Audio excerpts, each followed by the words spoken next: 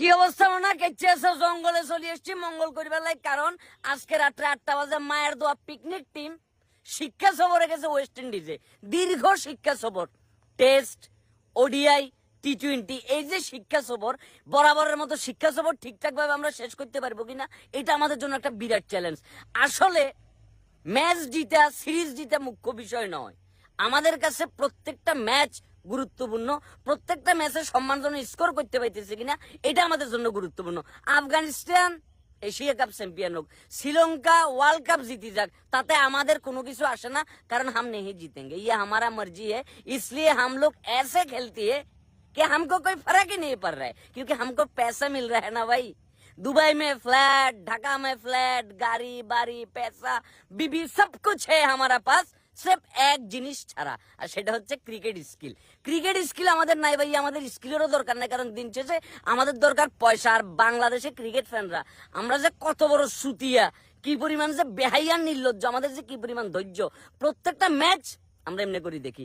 এই যে ধর আজকে একটা সুন্দর একটা জায়গায় চলে এসেছি, ব্যাকগ্রাউন্ডটা দেখছো, কঠিন একটা ব্যাকগ্রাউন্ড, জাস্ট তোমাদেরকে একটু মনোরঞ্জন করিবার লাগে। এই যে কঠিন একটা ব্যাকগ্রাউন্ড, পাহাড় আসলে মূলত এরকম সুন্দর।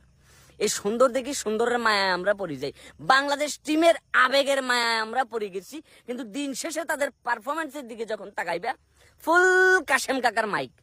এখন ওয়েস্ট ইন্ডিজের সাথে তারা কতটা জঘন্য লেভেলের খেলা খেলে, আসলে এই জিনিসটা দেখার অপেক্ষায় আছি যে আসলে ওয়েস্ট ইন্ডিজের সাথে আমরা আমাদের জাতটা আবার ঠিকঠাক ভাবে চিনাবো কিনা। নতুন নতুন প্লেয়াররা এসছে, স্পিড স্টার নাহিদ রানা, বিশাল একটা এক্সপেকটেশন নিয়ে বসে আছি। সিনিয়র লিটন কুমার দাস, এই যে আমাদের প্রত্যেকটা প্লেয়ার প্রত্যেকটা ম্যাচে বাজে খেলবার পরেও তাদের খালি একটাই কথা, ভাইয়া পরের ম্যাচে ভালো করবো, ভাইয়া পরের ম্যাচে ভালো করবো। লর্ড কর্নওয়ালিসের নাতি লর্ড শান্ত নাই, মুশফিকুর রহিম নাই, রিয়াদ ভাই তো আগে গায়েব হয়ে গেছে, সাকিবুল হাসান নাই, মারসাবি রানাই আছে, এখন জুনিয়র আন্ডা বাচ্চারা। এই আন্ডা বাচ্চারা এখন কি করে এটাই দেখার বিষয় ভাইয়া রে।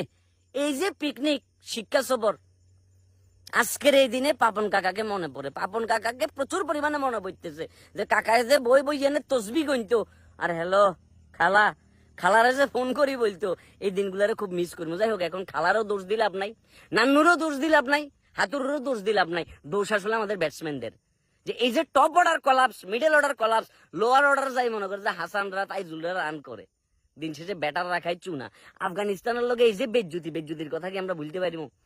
কি করবে এখন, পেছনের ব্যাকগ্রাউন্ড উপভোগ করেন, সুন্দর সিনারিও, সুন্দর প্রাকৃতিক দৃশ্য, এটা উপভোগ করি। খেলা দেখবেলা বইবেন, বই যখনই মনে করেন, খবরদার প্রস্রাব করতে যাওয়া যাবে না কাকা, প্রস্রাব করতে গেলেই বাংলাদেশ টিম কিন্তু শূন্য হয়ে যাবো। সুতরাং খিসমারি বই থাকবে, আগে যদি আমরা টেস্টে ব্যাটিং পাই, ভুলেও কিন্তু কেউ প্রস্রাব করে বেলা যাবে না, গেলে কিন্তু বাংলাদেশে উইকেট না হয়ে যাবো। আর যদি আমরা টেস্ট সিরিজ হারিয়ে যাই, 5 দিনে কিনলে টেস্ট সিরিজ আমরা তো 2 দিনে খেলা শেষ করে দিতে পারি, এই অদ্ভুত ক্ষমতা আমাদের আছে, মায়ের দোয়া ক্রিকেট টিমের আছে।